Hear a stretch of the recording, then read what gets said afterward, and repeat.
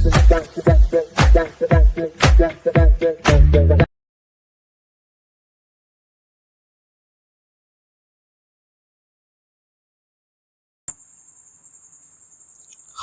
Hello నమస్తే, నేను మీ Singar. Welcome back to my YouTube channel.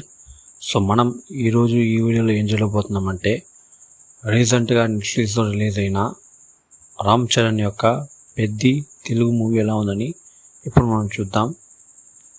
Peddi ఈ మూవీ యొక్క ఆన్లైన్ స్టోరీ ఏమిటంటే, విజయనగరం అనే డిస్టిక్లో ఒక చిన్న ఊరే వచ్చి హీరో వాళ్ళది.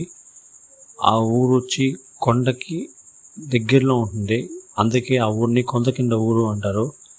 ఆ ఊరికంటూ తనిగా ఒక పేరు ఉండదు, అక్కడ ఉండే ప్రజలకి ఒక విలువ అనేది ఉండదు అనమాట. సో అక్కడ ఎలాంటి ఒక సౌకర్యం ఉండదు, ఈవెన్ బస్సెస్ ట్రైన్స్ అనేది ఎలాంటి ఒక ఫెసిలిటీస్ అనేది ఉండదు. ట్రైన్ ట్రాక్స్ ఉంటుంది కానీ అక్కడ ఏ ట్రైన్స్ అనేది ఆగదన్నమాట. అండ్ అక్కడుండే ప్రజలు చదువుకోవాలన్నా సరే, ఉద్యోగం చేయాలన్నా సరే విజయనగరానికి వచ్చి చేసుకొని అప్పుడప్పుడు వాళ్ళ ఊరికి వెళ్తారు. సో అలా ఉన్నప్పుడు వాళ్ళ ఊళ్ళో ట్రైన్ సౌకర్యం లేదు, కానీ రైలు పట్టాలు ఉంటాయి. సో అలాంటిది ఆ ఊళ్ళో ఎలాగైనా రైలు ఆగాలి అనేసి అక్కడుండే వాళ్ళు చాలామంది పోరాటారు. అందులో ముఖ్యమే వచ్చి జగపతి బాబు. సో తను అప్పల శ్రీను అనే క్యారెక్టర్ చేస్తుంటారు అన్నమాట.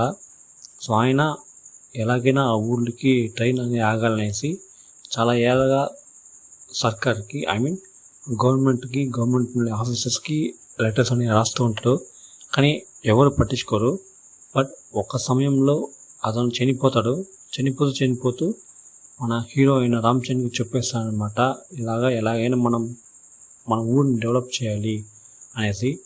సో అలాగా తన ఊరిని డెవలప్ చేసేదానికి పెద్ది ఎంచుకునే ఒక రూటే వచ్చి స్పోర్ట్స్లో గెలిచి మనం కానీ నేషనల్ లెవెల్లో ఛాంపియన్ అయితే మనని ఈ లోకమంతా గుర్తిస్తుంది. మన స్టేట్, మన కంట్రీ మొత్తం గుర్తిస్తుంది. సో అలాంటప్పుడు మనకు కావాల్సింది మనం గవర్నమెంట్తో డైరెక్ట్గా అడగచ్చు అనే ఒక ఇదితో తను స్పోర్ట్స్లో అనేది దిగుతాడు. సో దాని తర్వాత ఏం జరిగింది తన జీవితంలో, తను అనుకున్నట్టే తన ఊరికి రైల్వే స్టేషన్ వచ్చిందా లేదా అనేదే ఈ మూవీ యొక్క ఓవరాల్ ఆన్లైన్ స్టోరీ చెప్పచ్చు. నాకైతే ఈ సినిమా నచ్చింది. అందుకు ముఖ్యమైన కారణం వీళ్ళు తీసుకున్న స్టోరీ అండ్ ఈ సినిమా ఓవరాల్ తీసిన విధమే. అండ్ ముఖ్యంగా ఈ సినిమాకి పెద్ద పాజిటివ్ అనే విషయం ఏదైనా ఉందా అంటే అది ఒకే ఒక రామ్ చరణ్ మాత్రమే. పర్ఫార్మెన్స్ వైజ్గా చెప్పాలంటే ఇంకో రంగస్థలంలో చెప్పచ్చు. అంటే రామ్ చరణ్ ఇప్పటిదాకా తన కెరీర్లో ఎన్నో సినిమాలు తీసినచ్చు, కానీ రామ్ చరణ్ అనే పేరు వింటేనే ఒక యాక్టర్గా మనకు గుర్తొచ్చి ఒకే ఒక సినిమా రంగస్థలం. ఎందుకంటే ఆ సినిమాలో అలాంటి ఒక భయంకరమైన పర్ఫార్మెన్స్ ఇచ్చి ఉంటారు. దాని తర్వాత RRR, దాంట్లో కూడా Ram Charan character writing and performance అనేది నెక్స్ట్ లెవెల్లో ఉంటుంది. అదేలాగా ఈ పెద్ద సినిమాలో Ram Charan character writing and అదేలాగా వాళ్ళ యొక్క యాక్టింగ్ అనేది నెక్స్ట్ లెవెల్. అసలు కొన్ని సీన్లో చూస్తుంటే మనకే ఏడుపు వచ్చేస్తుంది. అంటే యాక్టింగ్ వేసి చెప్తున్నాను, అంత భయంకరంగా పర్ఫామ్ చేసి ఆడియన్స్ని కంట్రోల్ చేసే ఒక విధంగా తన ఒక పర్ఫార్మెన్స్ అనేది ఉండింది ఈ సినిమాలో. నాకైతే నచ్చింది భయంకరంగా. అసలు చాలా ఏళ్ళ తర్వాత RRR తర్వాత వచ్చిన సినిమాస్లో యాక్టింగ్ అనేది పెద్దగా ఈ స్కోప్ లేదు. గేమ్ చేంజర్లో ఆ ఫ్లాష్ బ్యాక్ పోర్షన్లో యాక్టింగ్ అనే స్కోప్ ఉంటుంది, బట్ తప్పితే పెద్దగా ఏమి ఉండదు. దాని తర్వాత ఈ సినిమాలో ఫుల్గా ఒక యాక్షన్తో పాటు ఫుల్ ఎమోషన్ కలిగిన ఒక యాక్టింగ్ని ఈ సినిమాలో రామ్ చరణ్ అనేది డెలివరీ చేశారు. చాలా సూపర్గా ఉంది ఆయన క్యారెక్టర్ అండ్ వాళ్ళ యొక్క యాక్టింగ్ అనేది.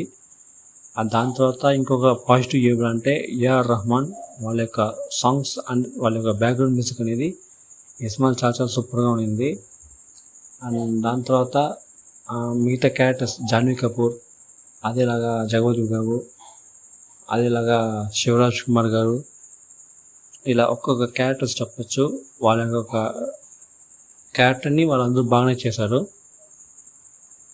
ఈ సినిమా మరీ ఇంకా కొంచెం బాగా ఆడుండొచ్చు అనే ఒక ఫీలింగు. ఈ సినిమా అరౌండ్ 400 దగ్గర పై కలెక్ట్ చేస్తున్నా ఈ సినిమా వచ్చి జస్ట్ ఒక యావరేజ్ అని చెప్పొచ్చు ఓవరాల్గా. మేబీ కొంచెం ఎక్కువ సపోర్ట్ ఈ సినిమాకి వచ్చి ఉండొచ్చు అనేసి నాకు ఒక feeling. Maybe I'm not wrong. ఈ సినిమా థియేటర్స్లో సీన్స్ అనేది చాలానే ఉండింది అని చెప్పారు. అంటే ముఖ్యంగా ఈ సినిమా రిలీజ్ టైంలో ఒక చిన్న కాంట్రవర్సీ క్రియేట్ అయింది. అది ఏంటంటే హీరోయిన్ని కొంచెం ఎక్కువ గ్లామర్గా ఎక్కువగా చూపించారు అనేసి. దాని గురించి డైరెక్టర్ కూడా ఒక పోస్టర్ చేశారనమాట. ఇకపోయినా నా సినిమాస్లో అంత గ్లామర్గా ఎలాంటి ఒక హీరోయిన్ని చూపిననేసి. ఓటీటీలో మరీ అంతగా ఏం లేదు, నేను విన్నంతవరకు చెప్తానా. నేను థియేటర్స్ సినిమా చూడలేదు, ఇప్పుడే ఓటీటీలోనే చూశాను. నా వరకైతే సినిమా నచ్చింది. మీకు ఎలా ఉండిందో అనేది మీకు చూసి మీ కాన్సెప్షన్ తెలియజేసుకోండి. ఈ సినిమా థియేటర్స్లో ఎంతమంది చూశారని మీకు చెప్పండి. అండ్ మీకు ఈ సినిమా ఎలా అనిపించింది, నచ్చింది లేదా అనేసి కామెంట్ సెక్షన్లో తెలియజేసుకోండి. ఈ సినిమా చూడకుండా ఉంటే ఇప్పుడు ఈ సినిమా నెట్ఫ్లిక్స్లో తెలుగులో స్ట్రీమ్ అవుతుంది. అండ్ చూడాలనుకుంటే మాత్రం చెక్ చేసి చూడండి. ఒక మంచి sports movie with commercial package అని చెప్పచ్చు. మేబీ కమర్షియల్ ఎలిమెంట్స్ లేకుండా జస్ట్ స్టోరీ పైనే తీసుకుంటే ఇంకొంచెం బాగుంటుందో ఏమో. కమర్షియల్ ఎలిమెంట్స్ యాడ్ చేస్తానేసి వీళ్ళు చేశారేమో. ఎనీవేస్ నాకైతే సినిమా నచ్చింది. ఓవరాల్గా ఒక మంచి మూవీ. చూడాలనుకుంటే మాత్రం ఇప్పుడు ఈ సినిమా నెట్ఫ్లిక్స్లో అవైలబుల్గా ఉంది, చెక్ చేసి చూడండి. సో అంతే, ఈ వీడియో మీకు నచ్చింది అనుకుంటా. అలా నచ్చినట్టయితే మాత్రం వీడియో లైక్ చేసుకోండి మర్చిపోకుండా. అదేలాగా నా ఛానల్ సబ్స్క్రైబ్ చేసుకోండి, పక్కన బెల్ ఐకాన్ క్లిక్ చేసుకోండి. అప్పుడు నేను వీడియో మీకు నోటిఫికేషన్ వస్తాయి. అదేలాగా మన ఛానల్ సబ్స్క్రైబ్ చేసిన తర్వాత ప్లేలిస్ట్ అనే ఆప్షన్ ఉంటుంది, దాన్ని క్లిక్ చేసి మీకు చాలా సెగ్మెంట్స్ అండ్ చాలా వీడియోస్ వస్తాయి. వాటిని చూసి ఎంజాయ్ చేయండి. మన సోషల్ మీడియా పేజెస్ అయినా ఇన్స్టాగ్రామ్ పేజ్ అండ్ ఫేస్బుక్ పేజ్ని కూడా ఫాలో చేసి పెట్టుకోండి. నేను అందరిలోనూ వీడియోస్ వేస్తున్నా, చూసి ఎంజాయ్ చేయండి. ఇంకొక వీడియోతో నేను మీ ముందు, అంతవరకు నేను మీ సింగార్.